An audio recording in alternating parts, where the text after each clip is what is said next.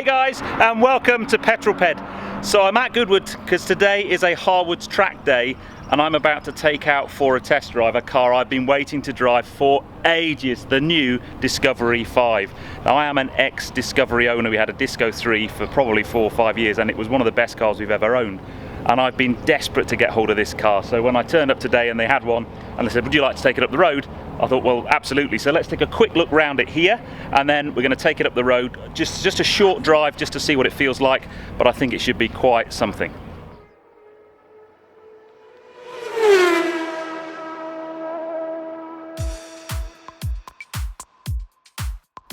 The new Discovery 5 has more rounded lines and a styling bringing it more in line with members of the Range Rover family. Don't be fooled, under that exterior is a full-on 4x4 with all the practicality and usability of the old Disco. It's 14 centimetres longer, slightly lower in the roofline and 480 kilograms lighter than its predecessor. So the sun really isn't helping me here, but I've opened up the boot and it's got the ability to make this a 7-seat car like the old Disco with the floor hidden seats, but it's all electric. So there's a control panel just here. So let's just have a look at the various different ways I can reconfigure this car at the touch of a button.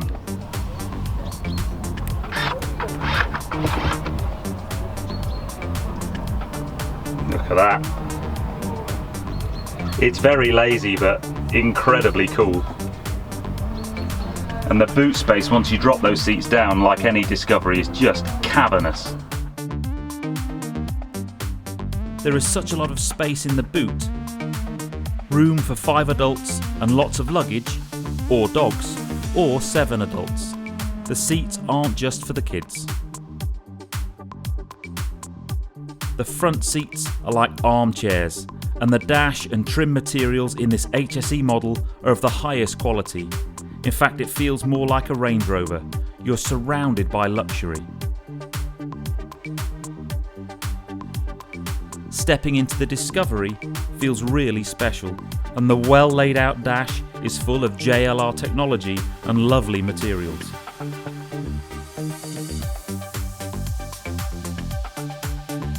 This car is powered by the SD4, a 2-litre twin-turbo diesel with 237 bhp and 500 Nm of torque. 0 to 60 takes 8 seconds and you'll get 43.5 mpg.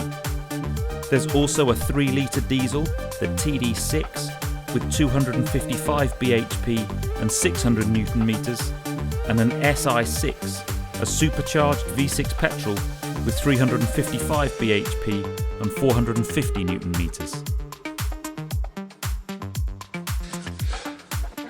Okay guys, so here we are behind the steering wheel of the brand new Discovery 5 and I've driven a lot of JLR cars recently, so there's an awful lot in here that looks familiar in terms of the infotainment system, the driving controls, and I guess the first major impression is this is a big car in terms of scope from the outside, and we've already kind of had a look at how we can configure the seats in the back. For 7 adults, I mean, it's a massive amount of space in here, but it doesn't feel that big behind the steering wheel, and that having had a Disco before, and that was quite a big feeling car, this doesn't feel like that at all, which is quite interesting. So without further ado, let us get going. We should put it in drive. So we have a normal kind of short route. We're doing the normal route? Yeah. So it's not a massive amount of time for me to really play and have a feel for the car, but it should be enough. So what we've got underneath the bonnet is the 2-litre Ingenium diesel engine, and it's got some blowers on it as well. So it's a more powerful engine than in the Discovery Sport that you may have seen my drive. And even just pulling away there, it does feel like it's got more urgency.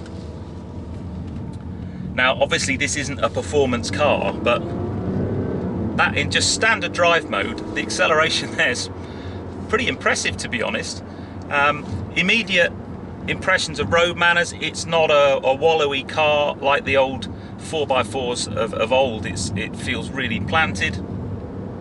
So let's kind of have a see how it is up here. and I think this is going to be a very pleasant day. What a fantastic day to do test drives as well. So this 2-litre engine's twin turbocharged, about 280 brake, and you get the big saving in weight over the 3-litre, which was in the old car, and a lot of urgency. You don't get really any lag, and it kind of pulls away really nicely. I'm just going to drop it into the sport mode, which should just sharpen the throttle response up a little bit. And yeah, it certainly makes good progress. The other thing to bear in mind about this car, it is a proper Range Rover, so it's got the terrain response system, so you've got the ability to set all the various suspension ride height, throttle mapping settings through mud and ruts, and snow mode was always my favourite. That was a fantastic mode. You used to deaden the throttle off so that you could drive in really slippy conditions. So it is a proper 4x4, and I like it a lot. Now, the exterior styling might divide some opinion. Certainly from the rear, I think you're either going to love it or hate it. It's much better in the flesh than it is in the photographs, and I think it's one of those cars. I didn't like the original Discovery when it first came out. Disco 3 when it first came out. I thought the sort of asymmetric tailgate was a bit awkward, but I grew to love it, and I think you do the same here. Now, you may well recognise this road. This is one of my favourite reviewing roads, and it's a really good bit of tarmac to just feel what the road manners are like in this car. I would love to take it off-road, but sadly that's not going to be possible today. But yeah, no, it certainly does have a very nice road presence about it. Now, as you know, I recently took the Range Rover autobiography to Cornwall for the weekend, and we did a review on that, and I had an awful lot of tech on there.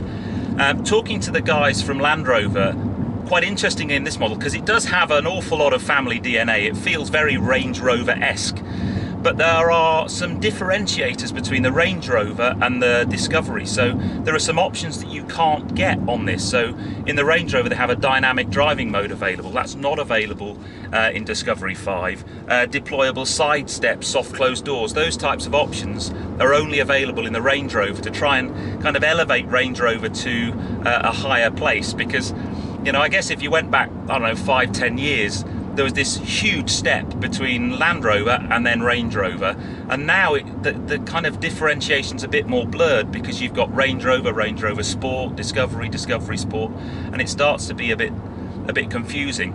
So I quite like that, you know, really stick Range Rover out there, because for me they still are very special cars and probably the best SUVs you can buy. But I'm very impressed with this car so far, considering I've waited so long to drive it and really wanted to feel what it's like. It just has the road manners of a much smaller car, but massively competent in terms of size.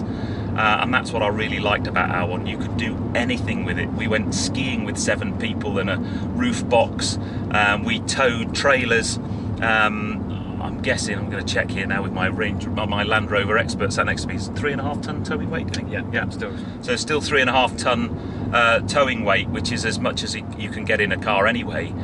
So brilliant for horse boxes, boats, caravans.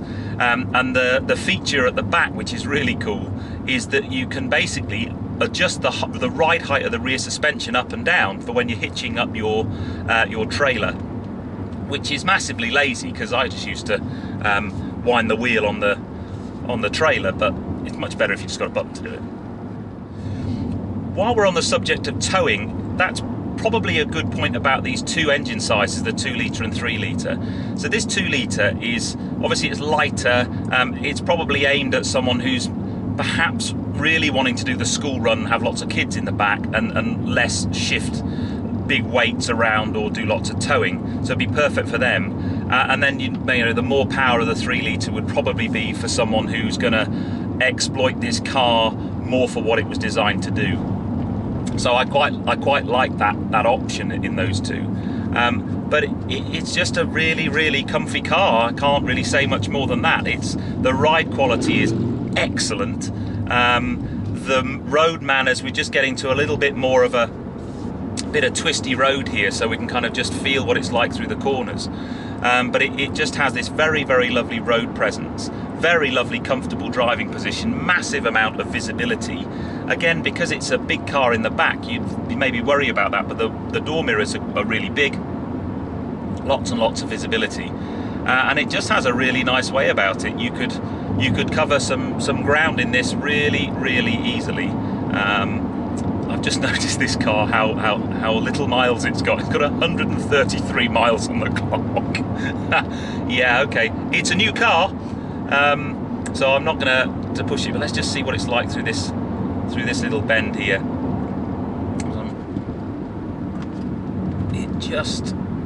I didn't really have to brake too much for that. It's got a nice pull away.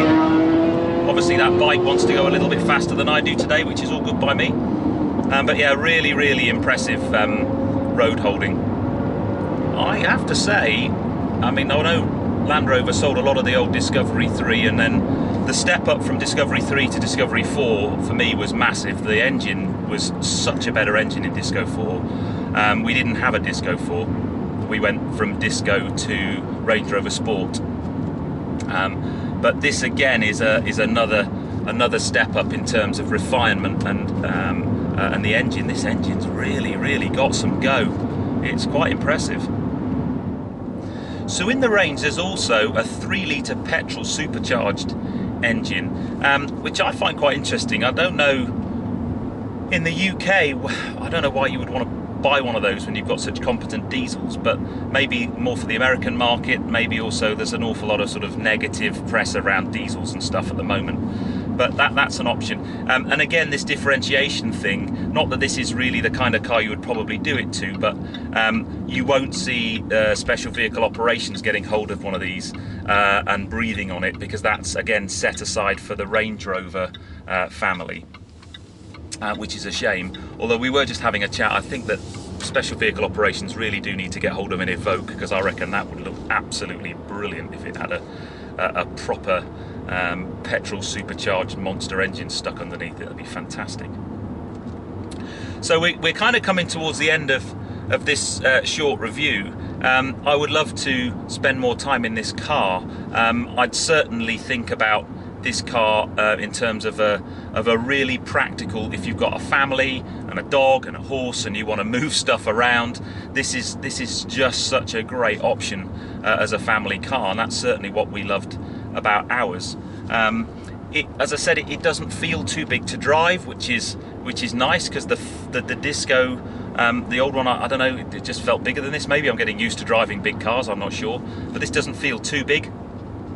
And a lot of, I guess, you know, a lot of drivers are going to like that, because I think the old Discovery was quite intimidating to some. I remember my sister driving ours, it freaked her out completely. But yeah, I think Land Rover are going to sell an awful lot of these. It's a very competent car. Now this model that we're in today is the HSE model, so it's got all the toys, all the kind of media entertainment system, all the electrical assistance for everything, including that really cool seat configuration at the back. And you know, it's a very beautiful car, but yeah, I'm impressed. So we are back at Goodwood after our very short but very enjoyable test drive. I'm massively impressed with this car. It has impeccable driving manners, and that little 2-litre twin-turbo Ingenium engine has got some real pull. So I think that's a really interesting engine choice. As I said, there's 3 different engine choices. But I really hope you enjoyed that. As I said, I've wanted to drive the car for quite some time. It's just been a case of waiting to get one on the road. But I think Land Rover are going to sell a lot of these. So anyway, I hope you've enjoyed the video. If you have done so, give me a thumbs up. Comments below are always welcome. And if you haven't done so already, please subscribe to Petrol Ped for plenty more content to come. Anyway, I'll see you on the next film, guys. You take care. Drive safe.